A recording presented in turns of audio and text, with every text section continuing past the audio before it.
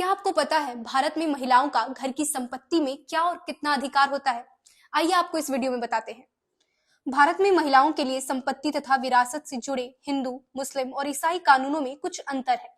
संपत्ति और विरासत से जुड़े कानून हैं हिंदू उत्तराधिकार अधिनियम 2005, हिंदू उत्तराधिकार अधिनियम 1956, मुस्लिम पर्सनल लॉ एप्लीकेशन एक्ट 1937 और भारतीय उत्तराधिकार अधिनियम 1925 इसी संबंध में बने कानून हैं।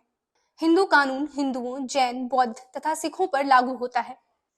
तो चलिए अब बात करते हैं हिंदू कानून की। इस कानून के अंतर्गत एक बेटी का अपने माता पिता की संपत्ति पर अपने भाइयों जितना ही समान अधिकार होता है। वहीं ये कानून एक विवाहित महिला को अपनी निजी संपत्ति पर पूरा अधिकार देता है। अविभाजित परिवार के मामले में महिला अपने पति का उसके परिवार से रहने के लिए जगह व खर्च के लिए पैसे लेने की पूरी हकदार होती है। पति की मृत्यु के बाद पत्नी पति की संपत्ति, उनकी मां और अपने बीच बराबर हिस्सा मांगने की हकदार होती है। इसके साथ ही मां को भी अपने मृत बेटे की संपत्ति में उसकी पत्नी और बच्चों के जितना ही हिस्सा मिलता है। पिता की मृत्यु के बाद यदि बच्चे पिता की संपत्ति विभाजित करते हैं तो उसकी मां भी विभाजन के बराबर हिस्सों की अधिकारी होगी। तो चलिए बात करते हैं ईसाई कानूनों में महिला का संपत्ति और विरासत में अधिकार। ईसाई कानून में भी बेटी का माता पिता की संपत्ति में भाइयों जितना ही समान अधिकार होता है।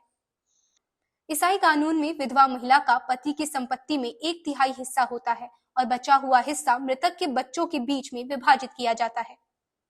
यदि मां की बात की जाए तो ईसाई कानून में मां को बच्चों पर निर्भर नहीं माना गया है, लेकिन यदि उनका मृत बच्चा अविवाहित है तो उसकी संपत्ति पर मां का 1/4 हक होगा। आइए अब बात करते हैं इस्लामी कानून की। इस्लाम के विरासत कानून में बेटियों को बेटों के मुकाबले आधा हिस्सा मिलता है। इस कानून में एक पत्नी अपने भरण पोषण, तलाक के बाद अच्छी व्यवस्था और मेहर की राशि पाने की हकदार होती है। ये सभी कानून महिलाओं के सशक्तिकरण के लिए बनाए गए हैं। जरूरी है कि समाज की हर महिला इन कानूनों को जाने।